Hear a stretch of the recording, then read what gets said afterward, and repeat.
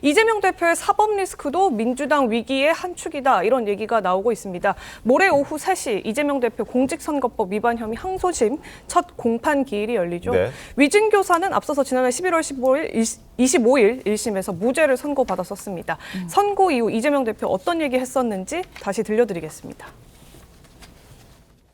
진실과 정의를 되찾아준 재판부에 감사드립니다.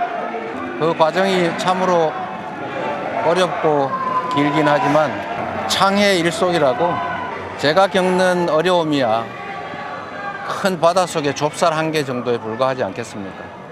이제 정치가 이렇게 서로 죽이고 밟는 것이 아니라 서로 공존하고 함께 가는 그런 정치면 좋겠습니다. 죽이는 정치보다 이제 사람을 살리는 정치를 합시다. 이렇게 정부 여당에 말하고 싶습니다.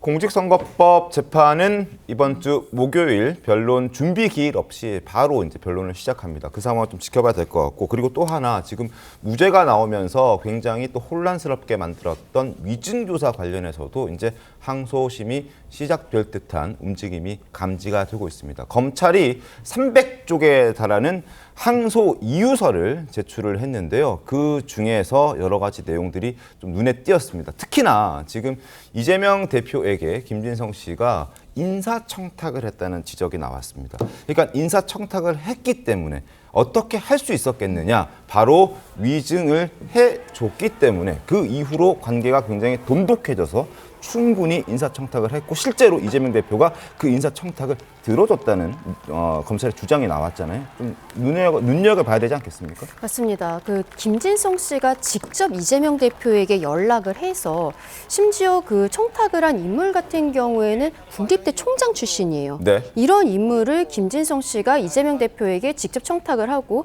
이재명 대표가 본인의 캠프에 그 사람을 실제로 특보로서 임명을 하는 이런 과정들이 드러나서 또 충격을 주고 있는데요. 김진성 씨가 그동안에 우리가 녹취를 많이 듣지 않았습니까? 이재명 대표와의 그 위증교사 사건에 있어서의 녹음을 봤을 때는 당시에는 그렇게 친한 사이는 아니었었어요. 그러면서 뭐 김인섭 씨에 대한 것들이 이재명 대표가 물어보기도 하고, 이렇게 조금 뭐 가까워지려는 듯한, 이재명 대표 입장에서는 편하게 이야기를 하기 위해서 노력하는 듯한 모습들이 있었는데, 아마도 이 위증교사 사건에 있어서 김진성 씨가 큰 역할을 해주었기 때문에 그 이후에는 결과적으로 이런 청탁까지 가게 되는 이런 과정이 있지 않았나라고 보입니다.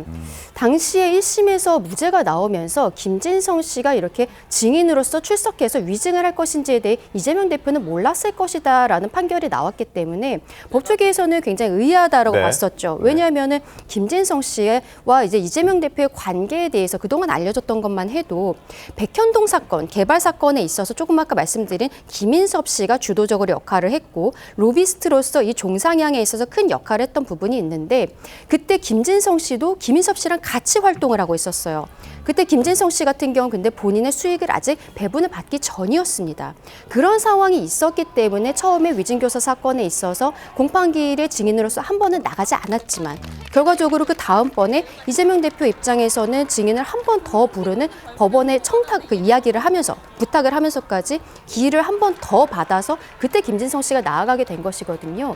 그런데 그 이후에 이렇게 굉장히 둘이 친하게 지내면서 인사청탁까지 할 수 있는, 직접적으로 국립대 총장에 대해서 청탁을 할 수 있는 이런 사이로까지 발전이 됐다는 것에 대해서는 이번에 항소심 재판부는 좀 정확하게 판단을 해야 될 것으로 보이고, 이 전체적인 부분에 있어서 김진성 씨가 왜 법정에 나가게 되었는지, 그리고 진술서를 본인이 써서 이재명 대표 측에 비서실장에게 줬던 부분, 수정해서 다시 제출했던 부분, 이런 것에 대해서 다시 한번 정당하게 판단을 해야 된다라고 생각합니다. 알겠습니다. 네, 물론 아직 검찰의 항소 이유서고 실제 검찰이 이런 주장 내놓을지, 또 그에 대한 증거가 어떤 내용일지에 대해서는 드러난 바가 없기 때문에 이후 이제 항소심 재판을 조금 더 지켜봐야 될 것 같은데요.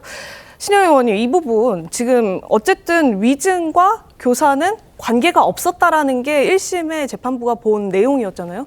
근데 이게 지금 만약에 교육투표로 실제로 그 위증을 한 증인이 이재명 대표에게 어떤 특정인의 연락처를 주면서 그랬더니 이재명 대표가 알겠다라고 했고 실제 그 인사가 교육특보로 발탁이 됐다. 이 과정이 사실로 드러나게 된다면 1심 논리가 깨지게 되는 것 아닌가요? 글쎄요. 검찰이 지금 항소하면서 그런 캠프 인사에 대한 내용을 제기를 하긴 했는데 사실관계도 당연히 검증을 해봐야 되겠지만 위증의 대가로 캠프 인사가 이루어졌는지를 입증할 책임은 검찰에게 있습니다. 네네.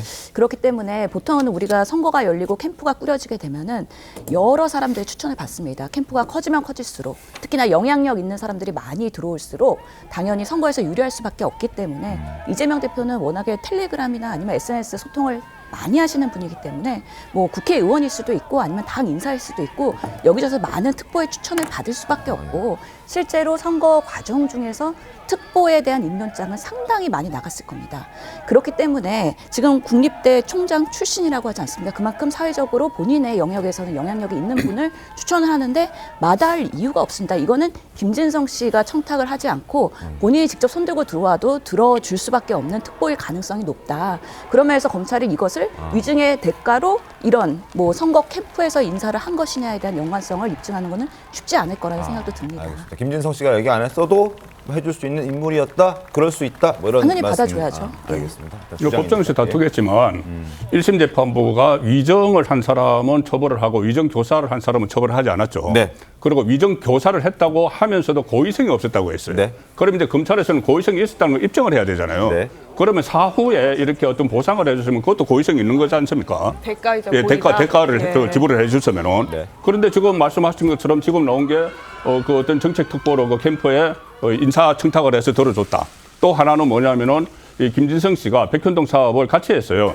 그 김인섭 씨하고 같이 했는데 정진상 씨와 이 김인섭 씨를 소개시켜준 사람이 김성진 씨입니다. 김진성 씨입니다. 네. 김진성 씨인데 김진성 씨는 거기 대가를 받기로 했습니다. 대가를 받기로 해서 김인섭 씨에게 6억 원을 받아야 되는데 7년 동안 못 받고 있다가 이게 그 정언을 하고 나서 6억 원을 정산을 받았어요. 정언 후에.